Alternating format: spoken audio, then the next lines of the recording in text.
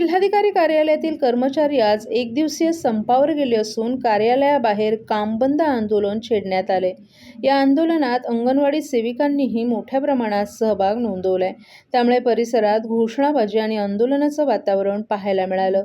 जुनी पेन्शन योजना लागू करा तसंच काळा कायदा रद्द करा या प्रमुख मागण्यांसाठी कर्मचारी संघटनांनी एकत्र येत आंदोलन सुरू केले। आंदोलनकर्त्यांनी सांगितलं की मागील काळात संबंधित प्रशासनाकडे 8 ते 9 वेळा निवेदन देण्यात आले, मात्र अद्याप कोणताही ठोस तोडगा निघालेला नाही। जोपर्यंत मागण्यांवर सकारात्मक निर्णय होत नाही तोपर्यंत आंदोलन अधिक तीव्र करण्याचा इशारा आंदोलकांनी दिला आहे। येत्या काळात हे आंदोलन आणखी मोठ्या स्वरूपात करण्यात येईल असंही त्यांनी स्पष्ट केले। दरम्यान धर्मराज्य पक्षानं या आंदोलनाला जाहीर पाठिंबा दर्शवला असून आंदोलनकर्त्यांच्या मागण्या योग्य असल्याचं मत त्यांनी व्यक्त केले। प्रशासनाकडून या मागण्यांवर काय भूमिका घेतली जाते याकडेच आता सर्वांचं लक्ष लागले।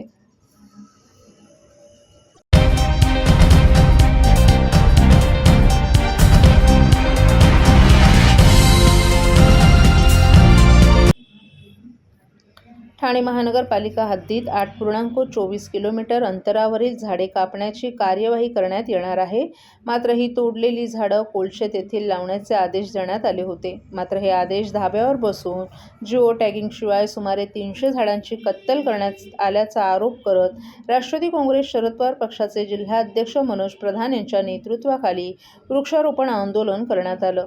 आनंदनगर ते साकेत उड्डाणपूल बांधण्यात येणार आहे। या पुलाच्या बांधकामासाठी सुमारे 1847 झाडांची कत्तल करण्यात येणार आहे। त्यापैकी जिओ टॅगिंगशिवाय 300 झाडं कापून त्यांची पुनर्लागवड करण्यात आली नाही। याच्या निषेधार्थ ज्या ठिकाणी झाडं कापण्यात आली आहेत त्या सर्व्हिस रोड परिसरातच वृक्षारोपण करून राष्ट्रवादी काँग्रेस शरद पवार पक्षानं आंदोलन केलं। यावेळी आंदोलकांनी झाडे वाचवण्यासंदर्भात फलक हातात घेतले होते। आनंदनगर ते साकेत दरम्यान उड्डाणपूल बांधण्यात येत आहे। 8.24 किलोमीटरच्या पुलाचं बांधकाम 48 महिन्यात पूर्ण करायचं असून त्यासाठी 1847.72 कोटी रुपयांचं कंत्राट देण्यात आले। या मार्गात 1788 बाधित झाडं होत आहेत। ही झाडं कापून त्याचं क्रमांक जिओ टॅगिंग करून कोलशेत येथे पुनर्लागवड करण्याचे आदेश देण्यात आले असून हे काम स्वामी समर्थ एंटरप्राइजेस या कंत्राटदाराला देण्यात आले। या कंत्राटदारानं 171 झाडं मुळापासून काढून ती कोलशेत येथे लावणं गरजेचं असताना त्याने सुमारे 300 झाडं रात्रीच्या अंधारात कापून नष्ट केली आहेत। या कामात त्याला पालिकेच्या अधिकाऱ्यांनीही सहाय्य केल्याचं मनोज प्रधान यांनी सांगितलं। दरम्यान सुमारे 30 वर्षांपुढे ही झाडे आपणच लावली होती। टी चंद्रशेखर हे आयुक्त असताना ही प्रक्रिया राबवण्यात आली होती। आता या झाडांची अमर्याद कत्तल होत असताना पालिका मूग गिळून गप्प आहे। आज ठाण्याचं प्रदूषण मानांकन 300च्या घरात पोहोचतंय। त्याचे ठाणे महापालिका अधिकाऱ्यांना सोयरसूतक नाही। मात्र आपण निसर्गाचा समतोल बिघडवणाऱ्या यंत्रणेविरोधात रणशिंग फुंकणार असल्याचंही त्यांनी सांगितलं। ठाणे महापालिकेच्या सर्वसाधारण सभेत या विरोधात आमचे नगरसेवक आवाज उठवतील असा इशाराही मनोज प्रधान यांनी दिला।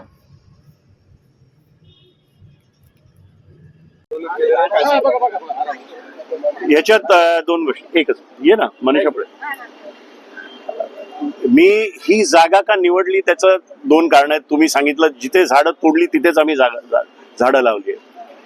मला असं वाटतं तू पण ह्या पाचपाकाडी परिसरात खूप वर्ष राहतोयस। मी इथला नगरसेवक होतो आणि ही जी झाडं आपण बघताय ती चंद्रशेखरच्या वेळेस हा सर्व्हिस रोड बनला आणि ती झाडं ही मी स्वतःच्या हाताने लावलेली झाडं आहेत। 30 वर्ष जुनी झाडं आहेत। आम्ही समोरच्या सोसायटींना दर सोसायटीला 10 झाडं दत्तक असं करून ही झाडं मोठी केली, जगवली आहेत। आज मुद्दामून अतिशय वाईट वाटतंय की ही झाडं यांचा कत्ल होतोय। आम्ही डेव्हलपमेंटच्या विरोधात अजिबात नाही। आनंदनगर ते साकेत हा रस्ता बनतोय। माझं म्हणणं फार स्पष्ट आहे की ठाण्याचं ग्रीन कव्हर गेले 3-4 महिने 6 महिन्यात कमी होत चाललंय। मेंटल हॉस्पिटलमध्ये 1400 झाडं तोडायची परवानगी न देताही तोडली गेली। मॉडेलामध्ये झाडं तोडली गेली। रेमंड मध्ये तुम्ही जा, रोज झाडं तोडली जात आहेत। ओबराय मध्ये जा, रोज झाडं तोडली जात आहेत। आज ही एक ग्रीन बेल्ट होता, तिथेही झाडे तोडली जात आहेत। जेव्हा यांना झाडाचं काम दिलेलं त्याला जिओ टॅगिंग करायचं होतं, त्याला नंबरिंग करायचं होतं आणि ही ट्रान्सप्लांट करायची होती। इकडनं उचलून कोलशेतला जाऊन ती रिप्लांट करायची होती। पण आमच्याकडे व्हिडिओ एव्हिडन्स आहे। रोज रात्री 3-2 अशा रात्रीच्या वेळेस ते कापतायत। जर तुम्ही खालती बघितलं तर मुळाच्या वरतून ते झाडं तोडलेली आहेत, कापली आहेत आणि वरतून माती टाकलेली आहे. तर अशा पद्धतीने जर काम होणार असेल तर आम्ही राष्ट्रवादी काँग्रेसवाले रस्त्यावर उतरू, जसं आज उतरलोय. माझं स्पष्ट म्हणणं आहे की ठाणे महानगरपालिकेचे अधिकारी याच्यात सामील आहेत आणि एक 12 कोटीचं कॉन्ट्रॅक्ट हे झाडं तोडण्यासाठी दिलंय. त्यांच्यात या 12 कोटीमध्ये त्यांचाही सहभाग आहे असं स्पष्ट आपल्या वतीने मी सांगतो. मी आपल्या वतीने एक चेतावणी देतोय की अशा प्रकारची जर झाडं तुम्ही तोडली तर आम्ही उग्र आंदोलन या ठाणे शहरात उभं करू. किंबहुना आम्ही एक PIL दाखल करायच्या फिराकीत आहोत. दुसरं तुम्हाला मी सांगतो की सगळ्या वृत्तपत्रांमध्ये आलेलं आहे की 305 AQI ह्या आठवड्यात या ठाण्याचा होता. काल मी बघितलं 245 होता. म्हणजे हळूहळू हे ठाणे शहर दिल्लीच्या वतीच्या दिशेने चाललंय.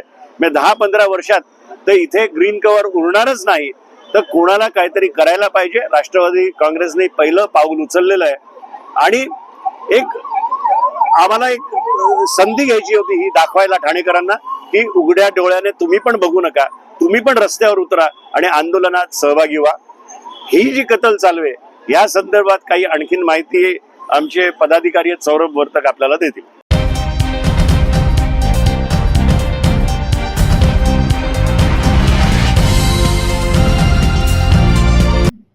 ठाण्यात माजी राज्यपाल भगतसिंग कोश्यारी यांची विविध मान्यवरांनी सदिच्छा भेट घेतली. विधान परिषदेचे आमदार निरंजन डावखरे आणि विधानसभेचे आमदार किसन कथोरे यांनी कोश्यारी यांची भेट घेऊन विविध विषयांवर चर्चा केली. तसंच ठाण्याचे नवनिर्वाचित उपमहापौर कृष्णा पाटील यांनीही कोश्यारी यांची भेट घेत सदिच्छा व्यक्त केल्या. भेटीनंतर प्रसारमाध्यमांशी बोलताना भगतसिंग कोश्यारी यांनी अजितदादा पवार यांच्या आठवणींना उजाळा दिला. मी संघाचा स्वयंसेवक आहे. छत्रपती शिवाजी महाराज, संत ज्ञानेश्वर, वीर सावरकर, संत तुकाराम यांच्याप्रती माझ्या मनात श्रद्धा आहे. महाराष्ट्राबद्दल आम्हाला विशेष आपुलकी असल्याचंही त्यांनी सांगितलं. राजकारणात अनेक जण विविध विधानं करतात, मात्र मला त्याचं वाईट वाटत नाही असं सांगत त्यांनी अजितदादांच्या व्यक्तिमत्वाचंही कौतुक केलं. अजितदादांनी कधीही अयोग्य वाणी वापरली नाही. ते गंभीर, अभ्यासू आणि दुसऱ्यांचा आदर करणारे नेते होते. त्यांच्या जाण्यानं महाराष्ट्राचं नुकसान झालं असून ते आपल्यासाठीही वैयक्तिक दुःख आहे अशी भावना त्यांनी व्यक्त केली. अजितदादांच्या कुटुंबातील सदस्य आणि सहकारी त्यांची परंपरा पुढे घेऊन जातील असा विश्वास व्यक्त करत महाराष्ट्र नंबर 1 राज्य आहे आणि यापुढेही राहील असा आशावादही कोश्यारी यांनी यावेळी व्यक्त केला.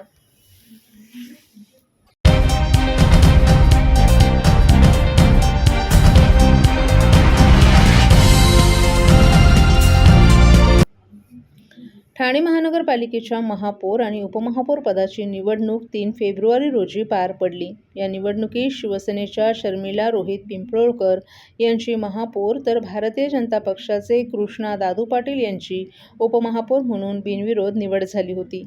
आज राज्याचे उपमुख्यमंत्री एकनाथ शिंदे यांच्या उपस्थितीत ठाण्याच्या नवनिर्वाचित महापौर शर्मिला पिंपळकर यांनी पदभार स्वीकारला. यावेळी महापालिका आयुक्त सौरभ रावही उपस्थित होते. यावेळी उपमुख्यमंत्री एकनाथ शिंदे यांनी उपमहापौर कृष्णा पाटील, शिवसेनेचे गटनेते पवन कदम यांचंही स्वागत करून त्यांना नवीन वाटचालीसाठी शुभेच्छा दिल्या. यावेळी शिवसेनेचे नवनिर्वाचित नगरसेवक आणि नगरसेविकाही उपस्थित होत्या.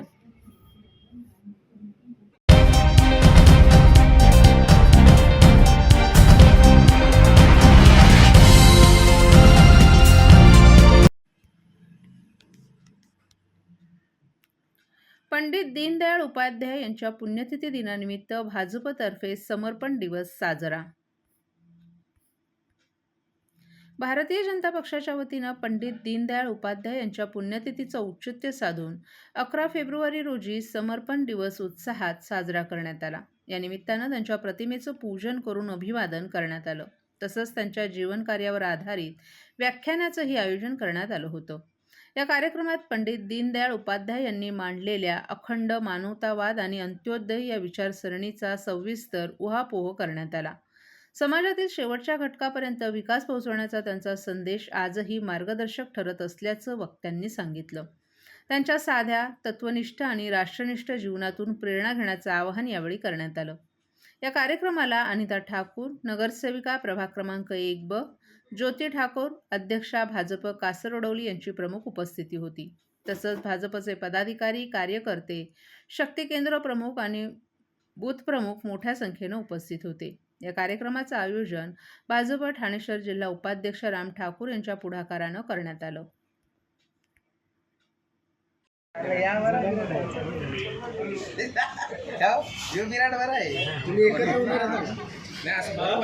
मॅडम, आज उपाध्यक्षजी नाही आहे, काय सांगाल आजच्या नगरसेवकाची टर्म आज तुम्ही आता हे करताय? आम्ही पुण्यतिथी आम्ही दरवर्षी साजरा करतोच आहे. श्रीराम ठाकूरजी ठाणे जिल्हा उपाध्यक्ष हे समाजसेवकसुद्धा आहेत, ते दरवर्षी आम्ही हे करतो. पण आज मी अनिता राम ठाकूर नगरसेवका म्हणून हा कार्यक्रम पहिल्यांदा करतो. इथे नगरसेवक झाला, आज पहिला दिवस हा कार्यक्रमाचा ही सुरुवात आहे. त्यांना आम्ही पुष्प अर्पित करून या कार्यक्रमाची सुरुवात केली आहे. आमचे सगळे कार्यकर्ते इथं हजर आहेत आणि सगळ्यांनी वेळोवेळी एक पूजन केलेलं आहे. आणि दीनदयालजी यांच्यामार्फत त्यांच्याकडनं शिकण्यासारखं खूप काही आहे आणि त्यांच्या मार्गावर आम्ही चालण्याचा प्रयत्न करू. धन्यवाद.